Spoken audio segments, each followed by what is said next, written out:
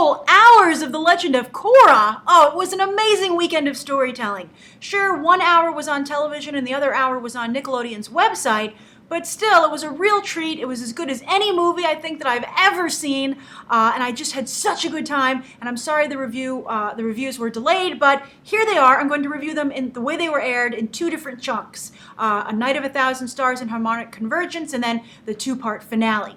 I have some intense notes here, so if I occasionally look here because I don't want to miss anything, because there was just so much going on, forgive me. All right, so starting out, I would like to say that I think that it's interesting that Season 2, the end has been as strong as the beginning was weak. And I'm still questioning whether or not it was important and necessary to start from such a low point with this season. They certainly won me back, but I'm not to the point where I'm like, I'm sorry I ever doubted you guys, because I do feel those first episodes were ridiculously weak. And also here, where Bolin was like, wow, who saw that coming with Varric, I was like, everyone in the audience.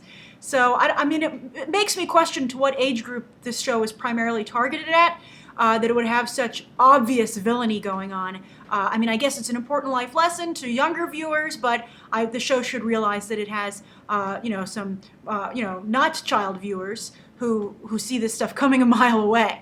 All right, but boy, wall-to-wall action, huh? I mean, I was complaining about a lack of bending in this season, and they made up for it.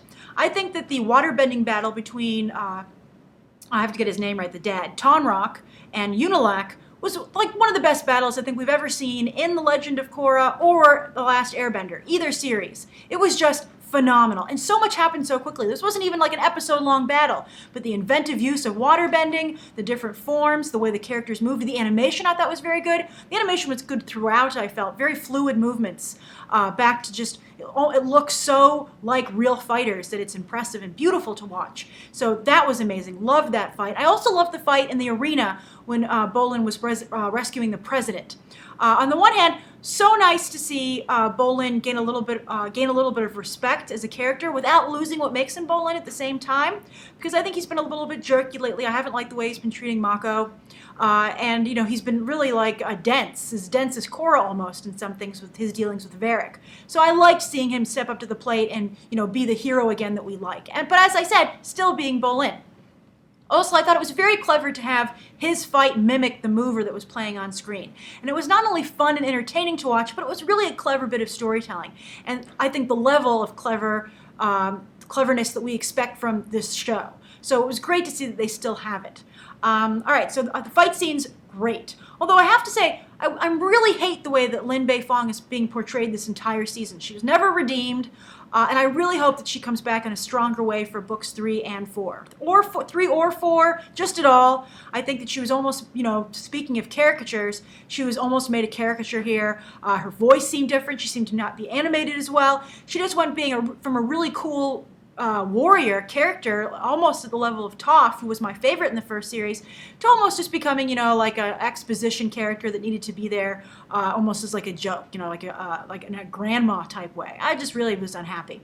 I also feel bad for Asami. Now, what Mako did to her with this Korra breakup thing, and Korra at first saying she didn't remember, and Mako not willing to admit it in front of Asami, I thought was just horrible. And I think that it shows that no matter what he says, he still has feelings for Korra. To do that to Asami, to pick Korra over Asami. And I would actually lose a little bit of respect for Asami as a character if she goes back to Mako again after that. I mean, just how much can she take? I mean, it's just so embarrassing, I feel, for her. However, she did gain some major points for the way she piloted that plane in the assault on the Spirit World portal. I thought that was amazing. Great action sequence. Asami was not just a damsel in distress. Really great female characters throughout here. All the characters were good, male and female. And there really was no distinguishing between them, which was what was perfect.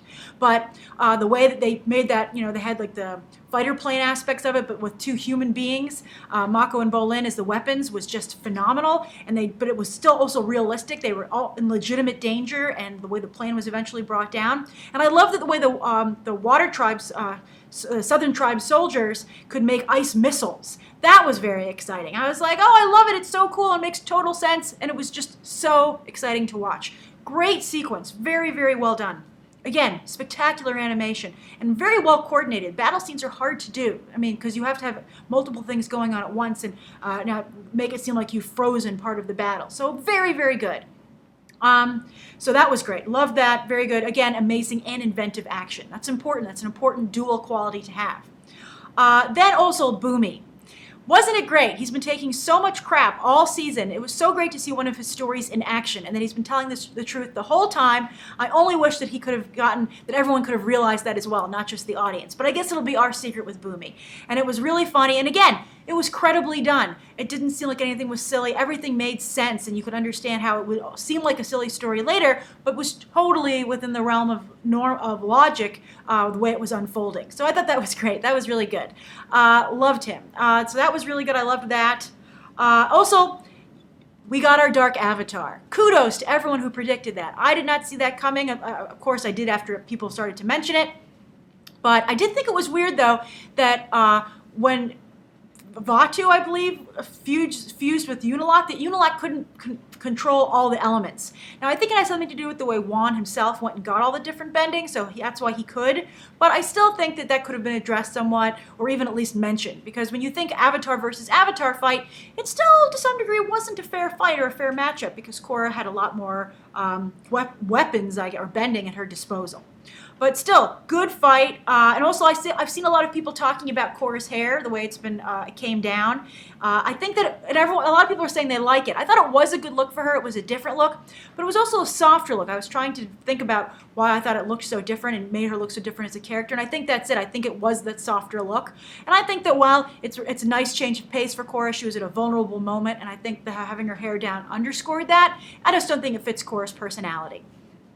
Which I think is interesting. And, we do begin to see some of her strong, how her, rebellious spirit, I guess if we're going to be nice about it, has been throughout the show, the season. You kind of see it come into play and maybe, be a little bit more warranted here at the end. But I still, I feel this is a fighter who fails a lot.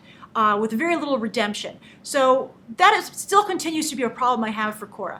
I don't have a problem that she's not your traditional hero. I don't want a hero that always wins. But I think Korra loses so often, and so often because of her own mistakes, that it's almost kind of like, why do we keep sending this person in again? Oh yeah, because she's the Avatar.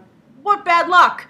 I think that, any coach would be like, maybe we should put someone else in. And she needs so much backup, not because people believe in her, but she legitimately needs the backup. As opposed to Aang, who I felt when, the final episode, the grand finale of The Last Airbender, he had this huge, tremendous action sequence, and it was just truly stunning because of how he wielded his power, and he was so powerful and, at peace. And I guess it's because Korra has a lot to go with her spiritual side, but still, there's just such a difference between them that I'm like, and also, I guess I have to touch on the fact that she's lost her connection to her previous avatars, which was discussed here.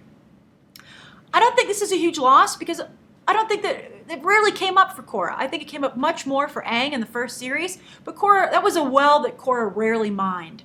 And I'll go in my review of the finale as to why I think this was done by the creators, but I think story-wise, at least for Korra, I don't think this is a huge problem for her.